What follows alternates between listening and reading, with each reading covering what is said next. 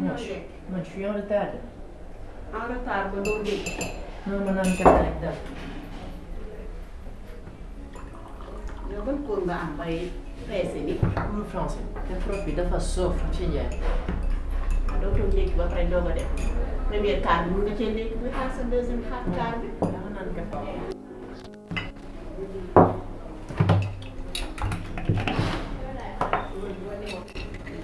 ah kay maa ngi suukar. dangaa bëgg suukar baaxul. non même benn. suukar bëri moom baaxul. non man jabet moom. non du jabet. te suukar bëri moo baaxul. mais sportif la. doo sportif. maa may football. football mooy sport. waaw.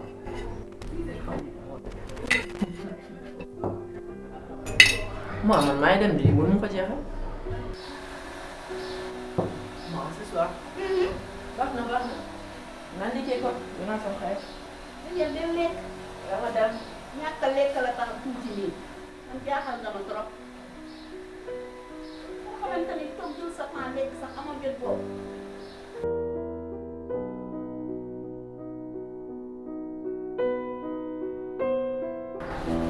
Bonjour, chers élèves. Bonjour. Aujourd'hui, on va essayer d'aller plus rapidement parce que nous sommes en retard. Et il faut aussi entamer nos cours sur la puberté. Donc, on va essayer de voir le maximum de silence aussi. On est là? Tout ça, enlevez votre cassette. Bonjour.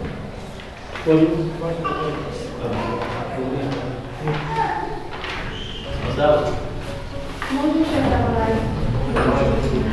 Permettez-moi de vous présenter mon exposé portant sur l'âge de la puberté.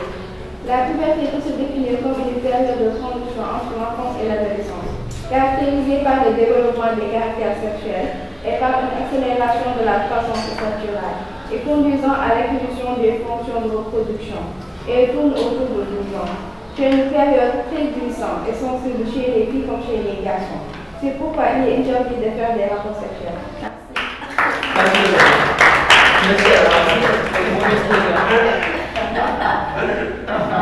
Bon exposé. Non, mais vous êtes expert là-dessus avec moi. Expert, hein? Ça va aller de Ça. Et tu fais ça comme ça. Lève-toi. J'ai rien fait de mal. Lève-toi. Mais, gars, vous m'avez Abdou. Lève-toi. Je vais accompagner au niveau de la surveillance.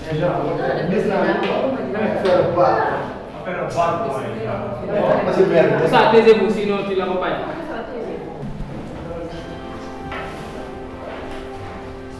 Un peu de silence.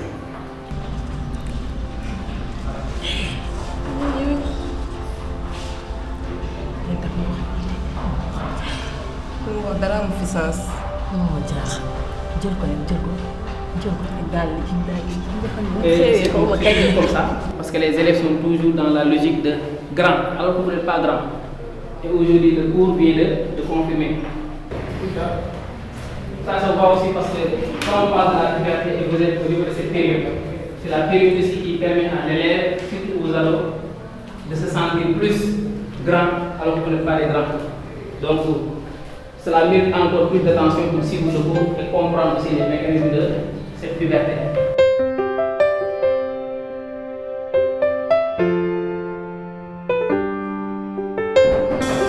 oui. Bonjour, monsieur le directeur. Bonjour Abdou, prenez place. En quoi puis-je vous aider? Nous venons auprès de vous pour vous demander l'autorisation d'organiser les FOSCO d'ouverture. FOSCO? Oui Abdou, vous êtes dans vos droits. Après les compositions, on avait l'habitude d'organiser des FOSCO. Mais cette année-ci est une année particulière. Avec la situation de Covid, l'école ne peut pas autoriser des manifestations. Mais monsieur, est-ce qu'on peut l'organiser en dehors de l'école? Il n'est pas question d'organiser des manifestations au nom de l'école en dehors. Je vous suggère de ne rien faire. Pour cette année-ci, il faut tout annuler. L'école n'autorise en aucun cas l'organisation de manifestations. C'est bon, Abdou? Ok, merci. Ok, merci. ma ne naroon naa fàtte exercice sax. Mais d'abord, toi, tu as fait tes exercices de maths. Tu sais que le prof va vérifier aujourd'hui. Mais je ne peux pas. Bon, mon dossier, il y a des dates qui disent que c'est un fonction, moi, de bien fonction. yow moom noppil jàng rek leer na ma ni premier semestre yaa dagaat pee tiit nga Comment daal. tu as fait, man? ah man damaa waxul loolu sax prof bi lu mu wax sànq loolu lañ ci xalaat. li mu wax dara laa si gëmul naan boo solee tuba yu góor mën nga see jëlee sa ma ne la tu peux passer des moments intimes avec ton mec te dara du yëngu xanaa naa nite. Comment ça? yow moom noppil toppal jàng bi rek. tu sais l'autre fois j'étais avec mon mec. oh c'était doux. mais tout est de sama yàlla. Attendez. Donc, il y a des gens qui ont couché avec moi. ñu tojal de man waaw xam nga sa bopp li ngay bëgg jàng man sax doo am. ok Thiam moi je dois aller voir mon mec xam nga suñu kër amoo liberté bàyyi ma bis. Mais vous parlez de quoi aujourd'hui? vous partez déjà. Ma copine. Il s'est exposé. Machallah. Dernier soir, dafa content. Ah bon? Bien sûr. Sérieusement? Donc, on est bien classe sur mon compte. Ah bon? Bah, il était avec un modèle. On y va.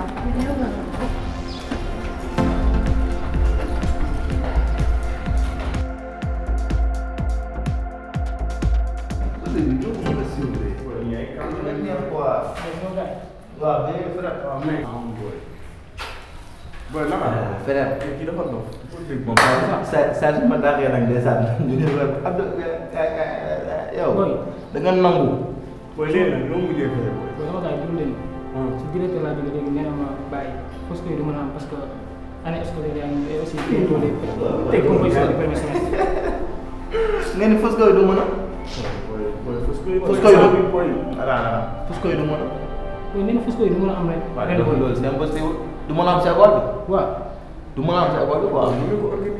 moom laay teg nii sama gars yow yaa gën a xam ne yow démb ñoo nekk fa baa bi nekk fa ñoo voyagé. mën nañu ko dóoree foofu mën nañu ko dóor gars du am benn problème loolu. maa ngi ko tegal. waaw kon léegi bàyyi mën nga ko. samedi soir. waaw mais kon ni bàyyi xool mais léegi mais léegi est-ce que mën naa ko annoncé classe bi kon. waaw waa classe mais nag bul dew taxaw classe moom. ay booy dañuy taxaw. waaw booy piso yooyu bu fi ñëw de ay deñal booy yooyu noonu ay booy ndeela booy yooyu noonu bu ñëw sama soirée de. ok mooy loolu noonu fausse que dama ko jël en main teg ko sama loxo bëgguma benn booy coxali brand di ma ñëw di ma yàqal. kan day soxor. mais daal saa waay dem rek la. loolu ndambee gi de. bu doo dóor bu dafa yombare dafa nooy. ay ton côté yooyu. booy maire mën na jaay. daa du yaam de. maa wàcc de.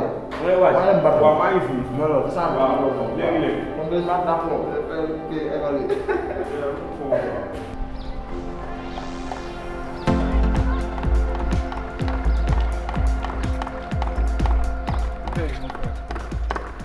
Amen. ñu demee gars yi muy cool. sant bu wér. yaa ngi jàmm. cool wàññi liir bi. ah Baye comment faire. programme bi dafa bëri te profit mënuñ jox lépp. faut anticiper. mais bref waxuma loolu sax yéego mauvaise nouvelle bi. Quand? Le directeur vient juste d'annuler la fête. Ouais, mais frère, il a parfaitement raison. Avec le programme Bitol, on peut faire deux choses en même temps. Éducation et divertissement, ce ne sont pas deux choses qui vont ensemble. Théo, tu me connais. Ah, ok, man, bu ma sonal ak yooyu fii ba suba doon nangu wuy ma fii d'ailleurs sax Ndéla elle a fait une bonne expérience. Ah, ok. Ah, mais c'est normal, frère.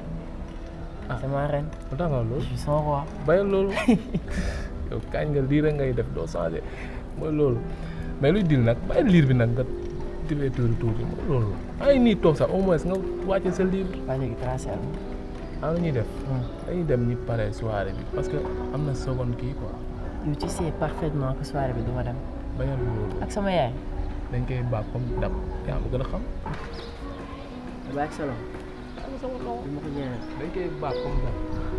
non man soo dem mu ngi sa loxo rek jeex na amul ma ciy wax. non par yow sama frère ma yaa ma gën a xam. te xoolal tëjal ma lii jugal ñu góor. dem li jënd ko ñuy bàyyi. incha allah. Bonjour chers collègues. Bonjour monsieur le directeur. Voilà. Nous voici aujourd'hui réunis pour évaluer le travail de nos apprenants à l'issue du premier semestre. Donc, je tenais d'abord à vous féliciter. L'année a été un peu compliquée avec la situation de la pandémie, mais quand même, nous avons pu réaliser le maximum possible. Donc, je peux constater que nous avons de bons résultats. Madame Ndiaye, surveillante, est-ce que vous avez quelques informations à nous apporter par rapport au travail des élèves et à leur comportement? Oui, bonjour, monsieur le directeur. Comme vous l'avez si bien dit, les résultats ont été satisfaisants. Comparé à ceux de l'année dernière, il suffit juste de recadrer certaines choses, comme le cas de Tabandiaï, Moussa, il perturbe trop et les retardataires aussi. Mais à part ça, c'est dans la fin là. Absolument, Madame Ndiaye, vous l'avez si bien dit. Bon, malgré toute la perturbation de cette année scolaire, on a eu à faire de très bons résultats. Voilà, on voit comparément à les résultats de l'année dernière. Si on voit que cette année, on a fait un grand bond en avant par rapport à cette année dernière. Voilà, on a vu que Ndella a une très bonne moyenne. Elle a une moyenne de 17,50. Voilà, une moyenne de 17,50, c'est une très bonne moyenne par rapport à Daniel aussi, qui est un très bon élève. Il a une bonne moyenne aussi. Voilà, on peut dire que les résultats sont très satisfaisants. D'accord. Qu'en pense M. Dia? Bonjour monsieur le directeur, bonjour mes chers collègues. Ce que je voulais dire, tout simplement revenir sur les résultats. Comme vous l'avez bien dit, on a un résultat 17,50 comme moyenne pour la meilleure au niveau de notre zone. Mais les résultats aussi, il faut toujours de l'infiniment grand vers l'infiniment petit. Il faut aussi voir aussi les élèves qui sont derrière. Parce que au-delà du résultat de Ndella, qui est une excellente élève, qui est aussi la meilleure élève même au niveau de notre zone. Là, je félicite l'établissement, je félicite aussi tous les professeurs. Mais concernant aussi les autres élèves, comme le cas de Moussa, le cas aussi de Dabadjaï, sont des élèves qui perturbent en classe, qui ne se concentrent pas. Des élèves également aussi qui peut-être yeneen ay affaire moo nekk ci seen bopp yi. Donc élèves yooyu, il faut aussi ñu redoubler encore plus d'efforts pour leur faire revenir à la raison. Parce que bu résultat bu baax amee aussi, au fur et à mesure élèves yooyu di fi nekk ak les mêmes comportements mën na nëbb suñu résultat yooyu te da koy yàq. Donc di wax ne si on pouvait tout simplement revenir encore et revoir le comportement de certains élèves et aussi leur demander de redoubler d'efforts pour une excellence.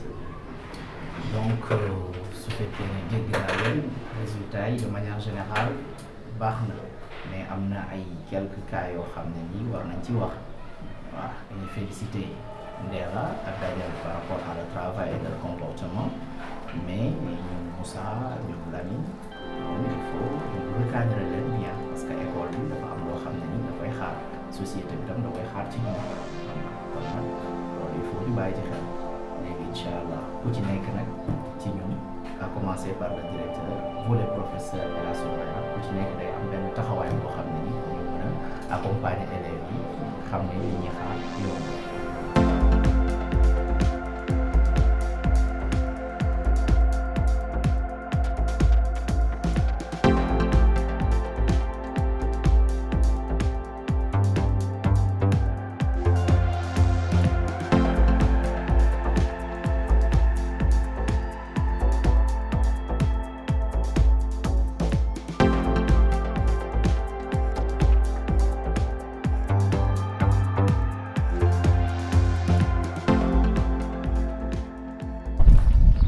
voilà gis nga du Daniel ak kii Ndella ni ñu mel dañoo bëggante teg si fidèle mais yow lii sax mënoo ko tey nga fidèle suba nga infidèle.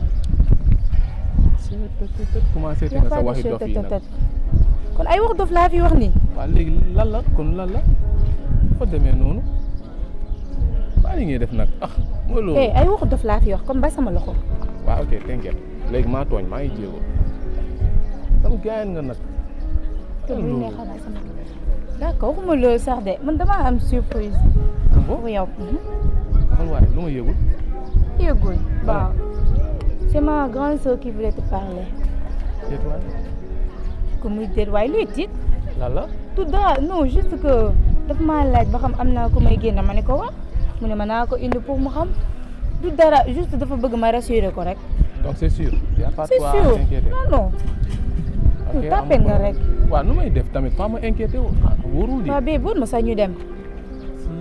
Boot ma nag yow it nag doo ma boot. loolu nag jàpp si rek ak mbedd bi nii nga bëgg mu boot la nu ñuy def yow tamit. Mais yow daal nii rek yow léegi nii rek à chaque fois.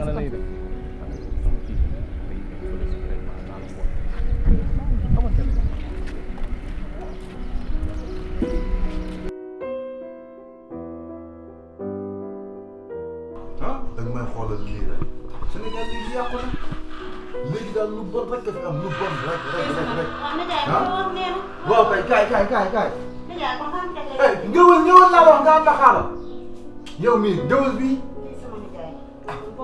ah. ñëwal.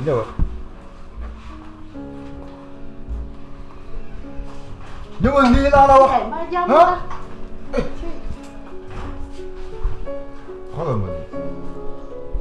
xoolal ma lii Soda. lu mu doon nijaay. Soda gis nga ko ndax lii jaadu na. Soda xale yi léegi foweetuñu ndool daaj foweetuñu loo lambe foweetuñu saamari léegi xale yi fowum taat rek la ñuy fowee ay fukki at ak juróom benn fukki at ak juróom ñett xoolal ma lii ñoom ñëpp fowum taat rek te lépp nag ñii njàngum nasaraan kase ñoo koy def ah njàngum nasaraan bi amul mujj ay doomi borom alal rek ay doomi milliardaire doomi millionnaire. ma damaa yaakaar li ñu fanaan sa waajur dañ ci dem. dama ne gis nga nag lii balay dal ci sama kaw ma jël sama responsabilité man waaw ndax nag kenn ku nekk sàmm nga te ëllëg dina la laaj la nga doon sàmm man nag li may sàmm dinaa ko continuer di sàmm. Ndéla bu ñëwee fii. waaw na nga ko xamal ne ko dama koy maye. maye nijaay. maye laa koy def ndax nag déglu ma kenn ku nekk sàmm nga te ëllëg yombal xëyam dina la laaj la nga doon sàmm ak naka nga ko doon sàmmee kon nag Ndéla mii bu ñëwee dama koy maye Ablaye woo na ma te ñibbi si moo tee ma maye ko bu yeboo nag njàngam mi nag moom demuk école am gii bu yeboo mu def ko ni ñu koy waxee avec le plaisir na ko defar avec le plaisir rek waaye moom xam naa ne moom du ci am dara. nijaay nag loolu dafa teel maye Ndéla dafa teel. Ndéla xale la. Ndéla maa ko jur man maa koy maye te li ma wax mooy am jugal nga dem. am nga ci sañ-sañ de naa ci waxtaan ak moom. nijaay nag mu mat rek. bu waxee rek ñuy leem ak xalal bi ay xale yu ndaw ay juróom fukki at ak juróom ñett ak ay fukki at ak juróom benn nekk di fooye foofu taal fan la réew mi jëm te bu ñu waxee ñu naan doom yi borom alal yi kese la kuñ ci jàpp buñ la yóbboo ca kaso ba benn weer wala ñaari xaaju guddi sax lañ lay génne xam nga ne lii tamit lu ñuy demee bu ñu ñaa dem Sénégal bi mos a dem déedéet maa ngi taxaw ma ne damaa taxaw nga dem sa yoon.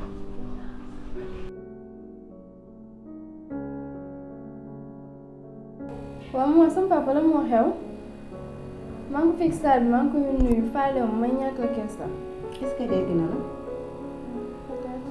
déggu la de sa papa bu xasee ba sëgg si téléphone am boobu man sax des fois damay wax ak moom li ma ñàkkal fay loolu la rek. taxaw ñu waxtaan dana tuuti. jàmm la du jàmm dama waxtaan ak yow gën laa yokk nga gën a góorgóorlu dégg parce que jamono bi kat toj na ba jamono yu baax xale bu jigéen dalaa toog ci foofu yaayam mu koy digal teg si bëtam yi léegi nag loolu amatul kon nag dama bëgg nga yokk góorgóorlu dem jàngi école ba laa la wax boo ñëwee ñoom ñu dugg si waañ su nekk jàppale ma si waañ bi dégg nga parce que sa bàjjen am na yaakaar ci yow de te man mii sa ndey it am naa yaakaar ci yow yaay sama xarit te kat damaa bëgg nag xam nga ko jamono bi dama bëgg nag laa baax na xajal bi nag yow tamit ma am yaakaar ci yow te bëgguma nga tas sama yaakaar sa bàjjen kat bëgguma nga tas yaakaaram de dégg nga dangay sama xarit bi moo tax ma yokk la góorgóorlu xam nga suñu moo koy dégg